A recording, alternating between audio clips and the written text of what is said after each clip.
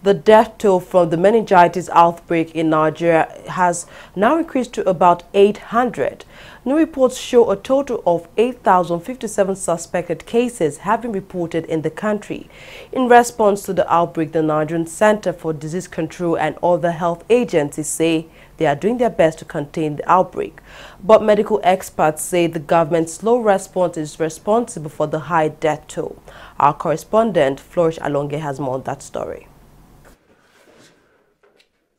About 3 months ago, when the cerebrospinal meningitis outbreak was reported, not many Nigerians had thought it would linger for this long and take the lives of hundreds of people the way it has today.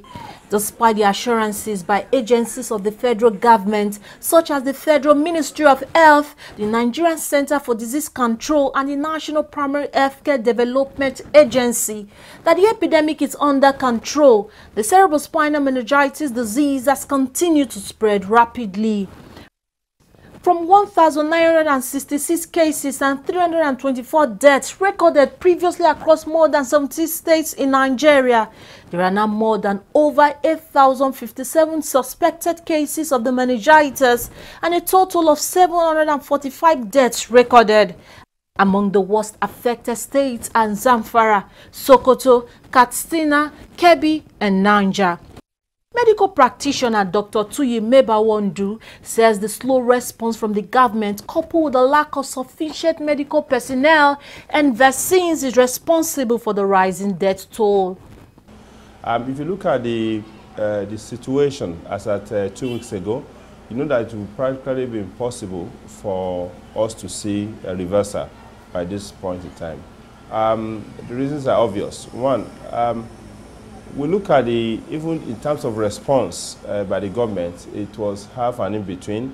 As at 2 weeks ago, the governor who was supposed to be the leading person to drive that response was not totally convinced. There are financial challenges, there are human resources challenges, there are vaccine challenges. The federal government has so far been able to import about 500,000 doses of the meningitis vaccine, and vaccination has since taken place in just 2 of the 5 worst affected states. The government says it is still expecting delivery of additional 823,000 doses of the vaccine to control the outbreak.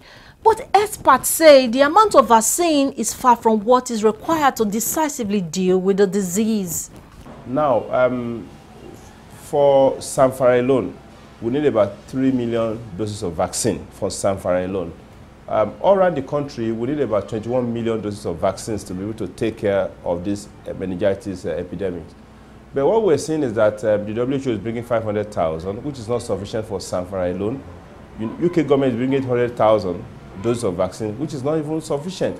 So we're seeing, a great shortage in terms of the quantity of vaccines available to drive our war, our response to this epidemic. Despite the challenge with the availability of enough vaccine, there have been reports of healthcare officials hoarding and selling vaccine. The government has condemned the action, vowing to stiff punishments for anyone caught selling the vaccine rather than vaccinate people free of charge. Despite the fact that we're not having sufficient vaccine, the worrisome aspect of it is that even this little quantity that's available, people are, preferring not taking it away.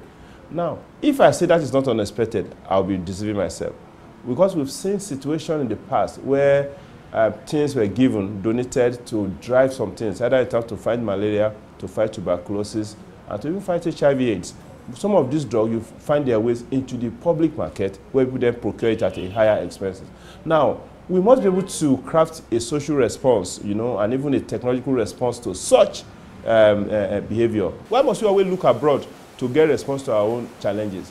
We're not in short of people that can look at it that, listen, for our profits, let us, ensure that we drive production of vaccines.